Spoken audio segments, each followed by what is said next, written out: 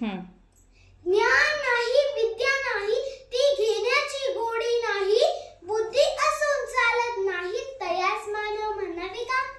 ओळखत का मी सावित्री? सावित्री ज्योतिबा फुले, सातारा जिल्ह्यातील खंडाळा तालुक्यातील नायगाव गावाची खंडोजी नेवसे पाटलांची मी कन्या. अवघ्या 9व्या वर्षी माझा विवाह ज्योतिबाशी झाला. हळूहळू मला कळायला लागले की ज्या माणसाशी माझं लग्न झालंय ना तो एक साधा सुद्धा नाहीये. साऱ्या जगाला ऊर्जा देणारा क्रांती सूर्यच आहे. त्या काळी बायकांना उमरा ओलांडण्याची पद्धत नव्हती. बाईच्या जातीने कसं आपण बरं आपलं घर बरं घरातली माणसं स्त्री पुरुष उच्च नीचाचा लय भेदभाव होता.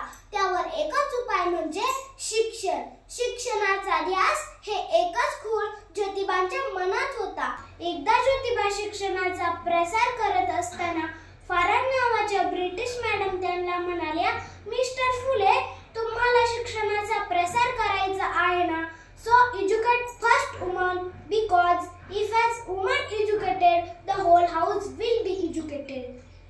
पण तुम्ही माणसं वुमनला घराच्या बाहेरच पडून देत नाही.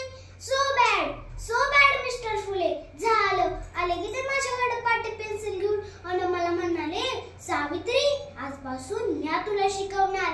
झालं माझं शिक्षण सुरू. काना वेलांटी उकार आकार बेक बेबी तुने चार हाच ड्यास मी लिहायला शिकले, वाचायला शिकले आणि काव्य सुद्धा रचायला शिकले. 1 जानेवारी 1848 ला आम्ही पुण्यातील भिडेवाड्यात मुलींची पहिली शाळा सुरू केली. मी पहिली शिक्षिका आणि मुख्याध्यापिका सुद्धा.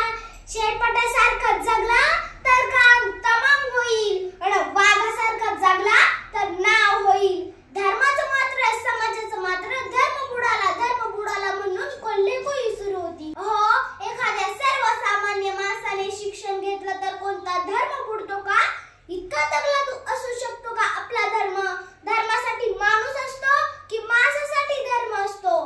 शाळेत जाताना शेण फेकल्या मी सहन केलं, चिखल फेकला मी सहन केलं, चुकलं तरी मी सहन केलं. आता माझ्या सहनशीलतेचा अंत झाला होता. एक धतिंगत माझ्या समोर येऊन म्हणतो, ए टवळे कुठे निघालीस? आधी आमच्या पोरी बाळांना शिकवणं बंद कर. अगं तुला तुझी अब्रू प्यारी आहे का ते शिक्षण? कदाचित याला माहीतच नाहीये की आम्ही पैलवान ज्योतिराव फुलेंच्या पत्नी आहोत. अशी घेतली आणि सणकण कानाखाली लावली आणि सुनावलं की आज थोबाड फुटलंय. परत जर का येथे आलास ना तर तुझ्या रक्ताने ही धरती रंगवी. स्त्री कोणत्याही जातीची किंवा धर्माची असो ती नेहमीच याला बळी पडत आली आहे. हो, एखाद्या स्त्रीचा नवरा वारला म्हणून तिने लगेच सती जायचं का? आपला नवरा वारला म्हणून त्यात तिची काय चूक? यासाठीच आम्ही काम केले. इंग्रज सरकारने सती प्रथा सुद्धा बंद केली. त्यानंतर आम्ही विधवा काशीबाईच्या मुलाला म्हणजेच यशवंतला आम्ही दत्तक घेतले.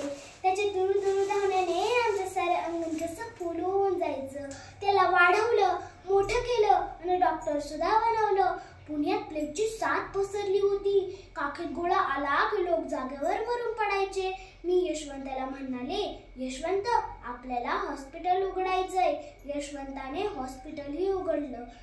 प्लेग हा संसर्गजन्य रोग होता. आम्ही रुग्णांचा उपचार करत होतो पण कधी ना कधी तो आम्हालाही होणार होता. आम्ही जगलोय ना समाजासाठीच, तर यासाठीच मरण पत्करावा लागले तर मरणा तुझे स्वागत आहे.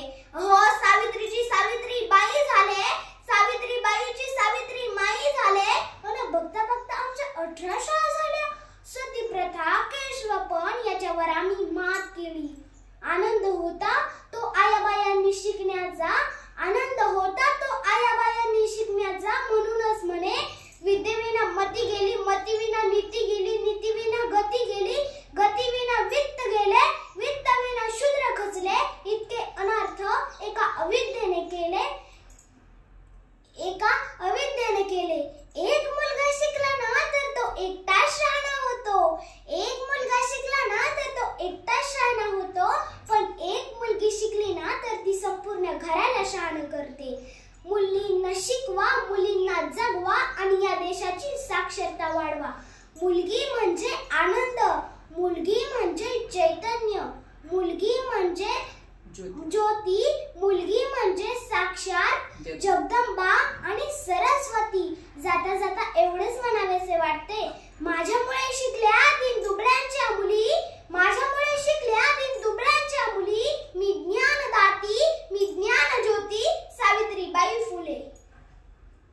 होता स्वातंत्र्यापूर्वीचा तो काळ, महिलांना नव्हता शिक्षणाचा अधिकार. होता स्वातंत्र्यापूर्वीचा तो काळ, महिलांना नव्हता शिक्षणाचा अधिकार. मी ज्ञानदाती, मी ज्ञान ज्योती, सावित्रीबाई फुले.